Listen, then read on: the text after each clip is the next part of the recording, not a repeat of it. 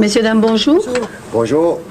Alors, je suis artiste, puis je travaille en France depuis un certain nombre d'années. Je fais des spectacles et tout. J'ai un tourneur là-bas, Gilbert Coulier Organisation. Puis, il est temps pour moi, je vais aller passer une année en France, à Toulouse. Mais vous me dites que vous êtes artiste où? En France déjà? Ici. Ah, ici au Canada. Ici, puis là-bas aussi.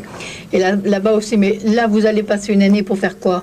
Pour travailler? Oui, c'est ça. Est-ce que ce sont des spectacles itinérants ou toujours vous fixez? Itinérants. Itinérants, oui. Oui. Donc, et vous serez, votre domicile sera où exactement? À Toulouse. À Toulouse. Donc, bien la personne qui va demander ça pour vous. Hein. Annie? Là, il y a quelque chose de spécial pour vous. Hein. Il n'y a plus que cette page-là. Non, on ne peut rien faire dessus, nous. Il faut qu'il fasse reprocher son passeport. Ouais. Oui, mais j'ai délivré la vignette, moi, alors il faut que j'annule. Mince. Eh oui, ça on peut pas mettre dessus, Jean-Claude. Il faut partir dimanche, madame. On va pas redemander un passeport, ça prend des jours, on Mais on ne peut rien faire. Mais on peut rien faire. On ne peut pas apposer une vignette sur ce passeport, c'est pas possible. On n'a pas le droit. Et je vais annuler celle-là. Hein. Donc à ce moment-là, c'est lui qui va vous préparer un contrat. Les enfants, est-ce qu'il y a la place dedans? Le contrat de travail sera visé par la Est-ce qu'elle a la place? Elle non plus? Mais voyons. Non, il y a de la chance. Voilà, les enfants, c'est possible, mais pour vous, madame, c'est pas possible. Donc, on reste à vous rendre... Excusez-moi, mais je vous connais parce que passeport, j'aime vous entendre chanter. Je vais vous voir à vos spectacles. Ah, merci. J'étais au Spectrum l'autre jour. Ah, ok. Et je suis très contente de vous accueillir dans mon consulat. Vous avez un projet d'aller en France? Oui. Oui, j'ai entendu dire, je vous ai entendu dans vos interviews, vous allez faire toute une tournée. Ah oui, c'est ça, oui, C'est je bien. pense que oui. Oui, Vous avez l'intention de partir quand? pour le 1er juillet. Ah wow, vous vous y prenez drôlement à l'avance, c'est bien. Oh. OK. C'est bien, très bien. Bon, bah écoutez, je vous laisse avec mes agents. OK. Et puis... Vous êtes consul? Oui, Ah bon, vous êtes consul de Montréal. Bon, c'est ok. moi la consul. Enchanté. Je suis contente de vous avoir rencontré. Je All right. veux dire ça, mon frère. Au plaisir. C'est bien. Bah, écoutez, bonne tournée en France. Je pense Ok. que vous, en ce moment, vous avez beaucoup de succès. Vous avez et les gens sont très sensibles à vos messages, enfin, à ce que vous dites, quoi, à ce All que vous vivez, ce que vous avez envie de partager. OK. Merci beaucoup. Enchanté, madame. Au revoir. OK. Ah, je suis contente de l'avoir vu. Voilà. Donc je vais vous donner l'adresse. Hein. Bon, alors là, moi, ce que je voulais qu'on voit ensemble, c'est... bon, après un petit bilan de l'année passée, que ce poste se lance un petit défi pour l'année à venir. Et j'ai souhaité que ce soit sur l'amélioration de l'accueil du public en général. Alors, ce que je voudrais, moi, c'est comment rendre cette... j'allais dire cette confrontation, parce que c'est presque, quelquefois ça prend les allures d'une confrontation, c'est-à-dire ce contact plus souple, plus sympathique, plus décontracté, plus agréable, enfin on peut plus convivial. Hein. Enfin, si demandent un visa, c'est qu'ils ont envie d'aller en France, et je ne voudrais pas là qu'à ce premier stade d'épreuve, puisqu'ils le vivent comme une épreuve, ça ampute leur envie d'aller en France, quoi. En gros, c'est ça. Hein. On doit se considérer comme la vitrine de la France, comme la vitrine de l'administration. On représente l'État français et je voudrais tant que cette vitrine soit belle, très belle. Je pense qu'il faut mettre encore un peu de gingembre. Vous voulez pas ce petit morceau-là? Mais moi je l'aime bien fort, mais bon, tout le monde n'aime peut-être. Bon, on va les faire goûter. Oui, il y a les Libanais, il y a la Marocaine, les Indiennes, les Gouffres. Et ça, c'est une très belle, cette orange-là. Il y a le Chili. Ah, voyez, c'est Non, on peut déjà y aller, on peut y aller. Ouais. Voilà. César, venez à côté de moi. On my left hand. L'ai-je bien dit? Bon, appelez vos voisins s'il vous plaît.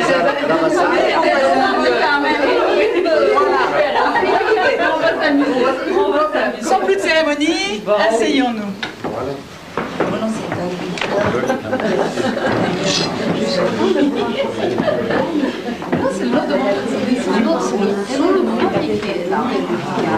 Celui-là reste plus ce visa-là. Donc maintenant, Maintenant, l'explication. ici vous avez eu un visa, Ouais. ici pour la France. D'accord, pour Mais celui-là, c'est Amsterdam, pas vous seulement avez pour- pu aller, c'est celui-là, Schengen. voilà. Mais pour Schengen, sur les Pays-Bas, il faut avoir l'autorisation. Ici, s'il a été délivré comme, à quelle date? En 1199, il y a une erreur de fait. Dieu, c'est compliqué ça. Elle peut y aller avec l'autorisation des autorités locales. Alors mettez le Pays-Bas, s'il vous plaît. Pays-Bas, réseau familial, Professionnel 6. 6. Donc, automatiquement, si je la mets ensuite, ici, elle va. Elle va partir en consultation. Heureusement qu'elle n'est pas validée. Hein. Donc là, elle part en consultation automatiquement. Ben oui. Et pour nous, la France qui délivrons le visa pour la personne qui part en France, pour nous, non, il est en délivrance directe, la Chine. Mais je sais, Annie. Mais elle allait aux Pays-Bas. 1956. Bon, là, je vais pas le dire là en public tout à l'heure, mais là, on peut dire que c'est un petit peu, pas un oubli de la France, mais bon, on peut pas non plus donner la Légion d'honneur, qui est un ordre prestigieux, à tous les soldats qui ont été partis au conflit, hein, bon, parce que c'est...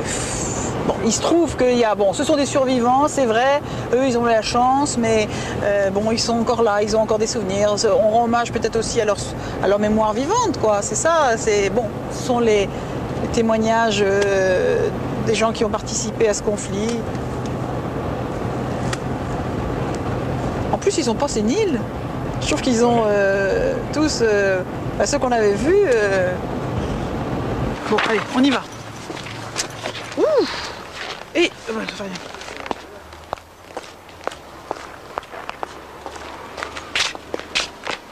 André. André. Ah, c'est vous avec qui on avait contact. Bonjour monsieur. Et puis, voilà monsieur Albert Dumouchel. Bonjour monsieur, je suis très contente de faire votre connaissance et je suis contente de venir dans ces circonstances pour venir vous décorer tout à l'heure. Est-ce qu'il faut que votre grand-père est anglophone ou non, il est francophone. Francophone. Il faut parler assez fort. Pour Je parle assez fort. Bien. Bonjour mesdames. Bonjour monsieur. C'est vous qui êtes à l'honneur aujourd'hui. Ah.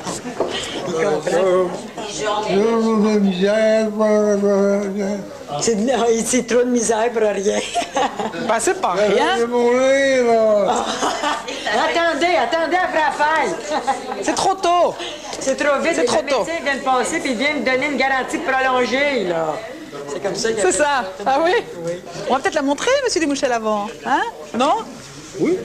Ben oui, en général, les amis. Alors, je voudrais vous montrer à votre grand-père. Regardez, voilà la médaille qu'on va vous remettre tout à l'heure. Ça, c'est à vous, ça, papa. Voilà. Plus fort. Ça, c'est la médaille qu'on va vous remettre tout à l'heure. C'est la vôtre, elle est à vous. Ah. Eh ben, Moi, je suis là-bas. Oui. est-ce qu'il a une oreille où il entend mieux ou pas? Madame, où elle est, madame?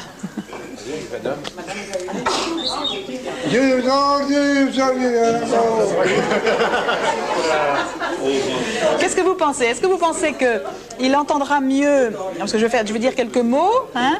Est-ce qu'il entendra mieux si je me mets à côté de lui en parlant le plus fort possible, ou est-ce qu'il vaut mieux que je me mette en face de lui pour qu'il puisse lire sur mes lèvres? Il lira pas sur vos lèvres. Il lira pas sur mes lèvres. Il va vous entendre à côté. Cette oreille-là, est-tu mieux pour entendre? Entendez-vous mieux avec cette oreille-là? Celle-là, Oui ou non? Ouh! Ouh! Laquelle oreille est mieux? laquelle vous entendez mieux? Celle-là est meilleure? Celle-là est mieux, celle-là?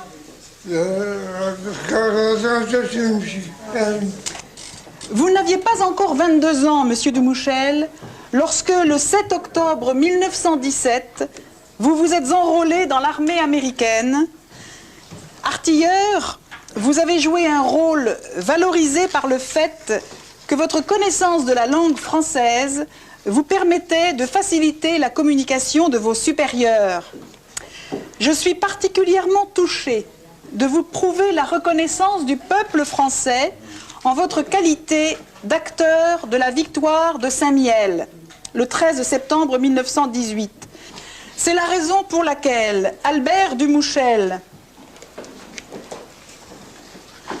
au nom du président de la République, je vous fais chevalier de la Légion d'honneur.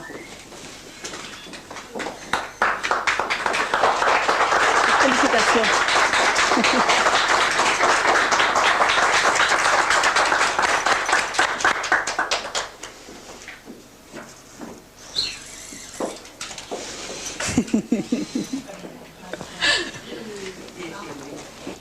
Très très ému.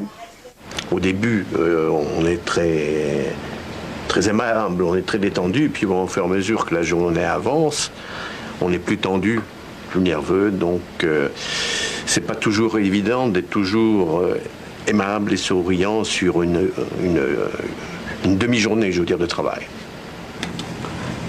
Qu'est-ce qu'on peut faire pour reculer l'heure, pour faire que l'heure où vous vous sentez trop fatigué pour être aimable colle avec 12h30 ou 13h par exemple? C'est épuisant les visas, c'est vrai. Encore dans les autres services, on a quand même contact avec des Français. C'est autre chose. Comme là, ce sont quand même que des étrangers. Mais c'est vrai, madame. Je sais pas, moi, un Français pas aimable, c'est la même chose qu'un étranger pas aimable. C'est pas français, madame. C'est un Français quand même. Bon, on est entre nous. C'est un Français. Il n'est pas aimable, il n'est pas aimable. Bon, vous pourrez lui dire peut-être une chose que vous ne pourrez pas dire à un étranger. Est-ce que vous avez l'impression que quelquefois l'humour, ça peut marcher? Ah oui. Hein? Oui. Ça marche bien. Ça marche bien. Parce que les gens rient ou sourient ou on leur parle de... À condition que la personne le comprenne aussi. Oui. Parce qu'il y en a qui ne le comprennent pas. C'est toujours pareil. Hein.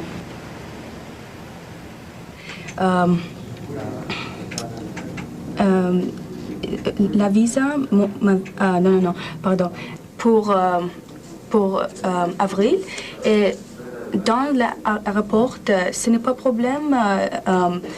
Il questionne pourquoi tout département après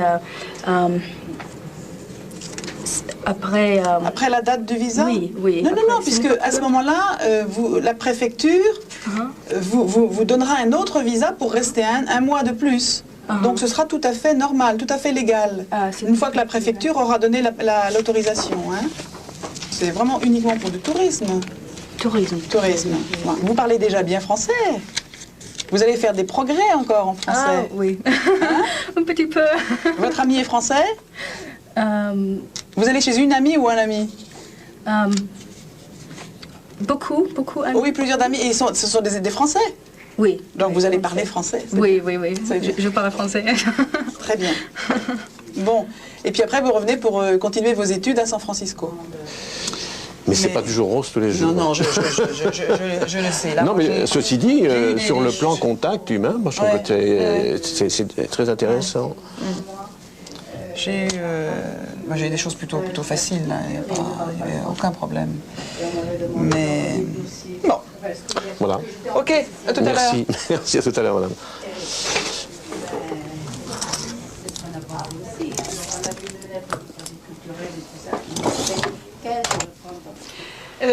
D'abord, je voulais vous dire que je suis très heureuse de vous accueillir ici pour cette occasion-là. La plupart d'entre vous êtes là parce que vous avez épousé un ou une Française et que vous avez donc souscrit cette déclaration acquisitive de la nationalité française. Alors, vous allez trouver une lettre signée par le président de la République. Alors, je dois dire que j'ai un faible pour cette lettre parce qu'elle utilise des mots qui sont bien pesés, elle est bien sentie et en réalité, elle dit exactement, en des termes très choisis, ce que j'ai envie de vous dire maintenant. Alors voilà ce que vous dit le président de la République. Madame, monsieur, en acquérant la nationalité française, vous êtes devenu citoyen de notre pays. Je suis heureux de vous souhaiter la bienvenue dans notre communauté nationale. Vous lui apportez vos forces, votre culture, votre histoire personnelle. Vous partagerez ses lois, ses valeurs, ses usages et ses coutumes, tout ce qui fait de la France une république forte, moderne et vivante. Ça, c'est la version de la Marseillaise. Oui, en principe, on peut se lever. C'est la version version de la Marseillaise que M. Jospin, le Premier ministre, avait apporté dans ses bagages lors de sa dernière visite. Et j'ai trouvé jolie cette version et j'ai demandé à son cabinet si je pouvais la garder, la cassette, et je l'ai volée, en fait, avec l'autorisation.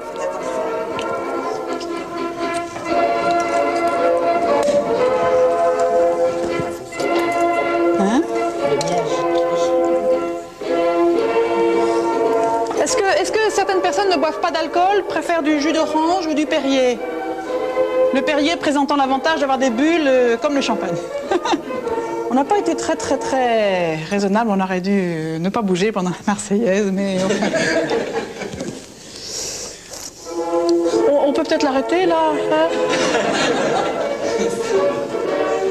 Voilà.